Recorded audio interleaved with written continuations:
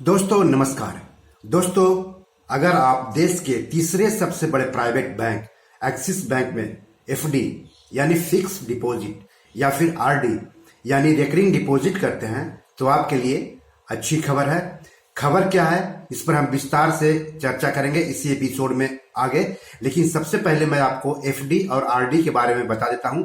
FD और RD यानी fix deposit, उसको हिंदी में सावधि जमा कहते हैं, और आरडी यानी रेकरिंग डिपॉजिट, उसको हिंदी में आवृत्ति जमा कहते हैं।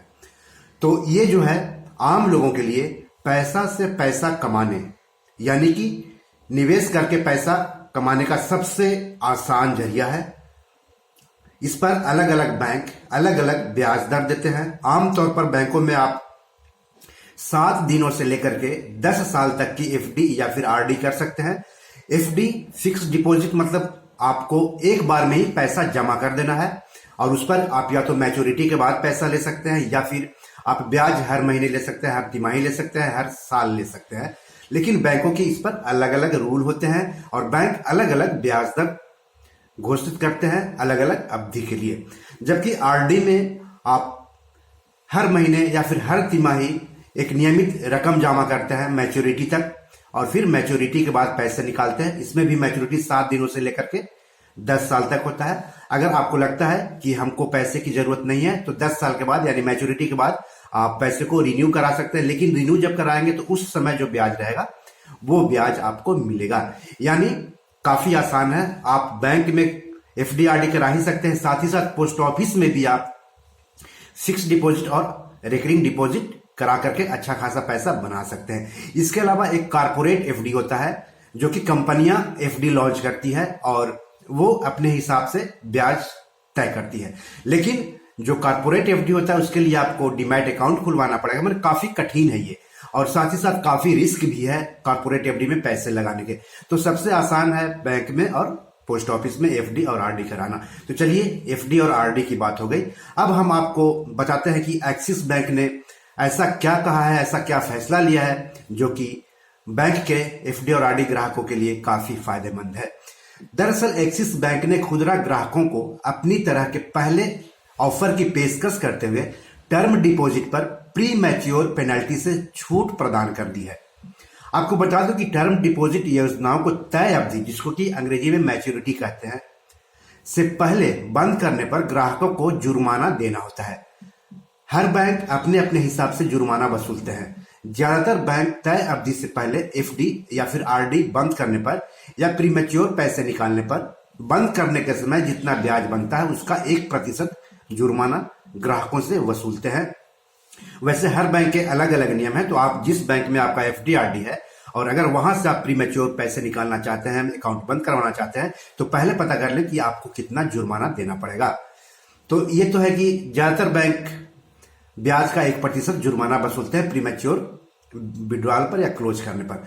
तो इसको ऐसे समझिए कि मान लिया आपका ब्याज 10,000 रुपया बना जब आप प्रीमेच्योर निकाल रहे हैं, तो ऐसे में तय समय से पहले एफडी या फिर आरडी बंद करने पर 10,000 का 1% यानी 100 रुपये आपको जुर्माने के रूप में देने पड़ेंगे, बैंक वसूलता है। तो इस तरह से जो ये जुर्माना है वो एक्सिस बैंक ने माफ कर दिया है। लेकिन इसके लिए भी शर्तें हैं। एक्सिस बैंक ने एफडी आरडी को तय समय से पहले बंद करने पर लगने वाले जुर्माने को खत्म करने का ऐलान तो किया है, लेकिन इसके लिए भी शर्तें हैं। तो आपको शर्त भी जान लेनी चाहिए और शर्त का पालन करेंगे तभी आपको ये फायदा मिलेगा। तो एक्सिस बैंक ने आधिकारिक बयान जारी कर कहा है कि अब से 2 वर्ष या उससे अधिक अवधि वाली टर्म जमा योजनाओं यानी एफडी और आरडी पर अब ग्राहकों को प्री मैच्योर पेनल्टी यानी तय समय से पहले योजना को बंद करने पर जुर्माना नहीं देना होगा। यह छूट 15 दिसंबर 2020 के बाद जारी सभी फिक्स डिपॉजिट एफडी और रेकरिंग डिपॉजिट योजनाओं पर लागू होगी।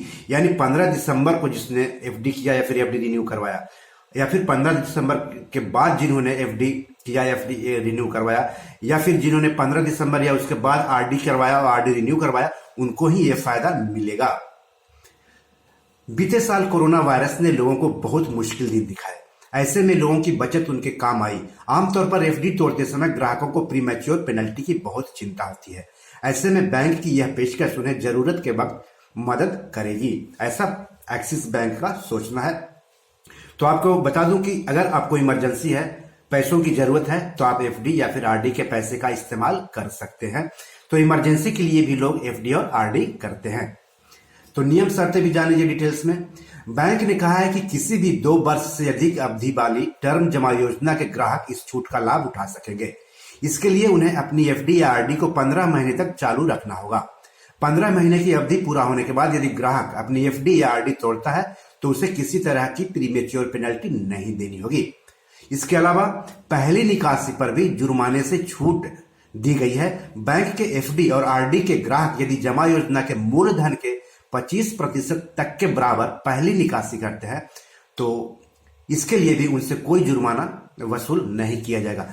प्रिंसिपल अमाउंट, मान लिया कि आपने 1 लाख रुपया का एफडी कराया या फिर 1 लाख रुपये का आरडी करवाया, तो इसका 25% यानी 25,000 रुपये अगर आप निकालते हैं मूलधन से तो उस पर भी कोई जुर्माना एक्सिस बैंक नहीं वसूलेगा।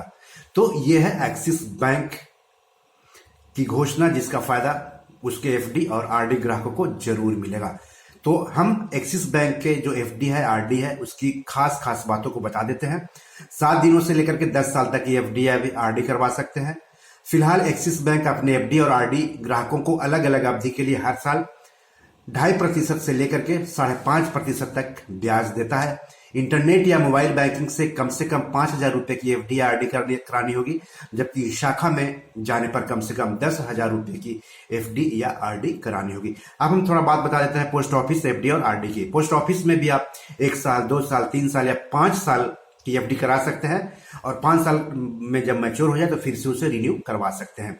और आरडी बैंक में 5 साल के लिए आप करवा सकते हैं, बैंक पोस्ट ऑफिस में करवा सकते हैं। और आपको बता दूं कि बैंक के मुकाबले पोस्ट ऑफिस में आपके पैसे ज्यादा सुरक्षित रहेंगे, साथ ही साथ बैंक के मुकाबले पोस्ट ऑफिस में आप ज्यादा ब्याज भी पा सकते हैं।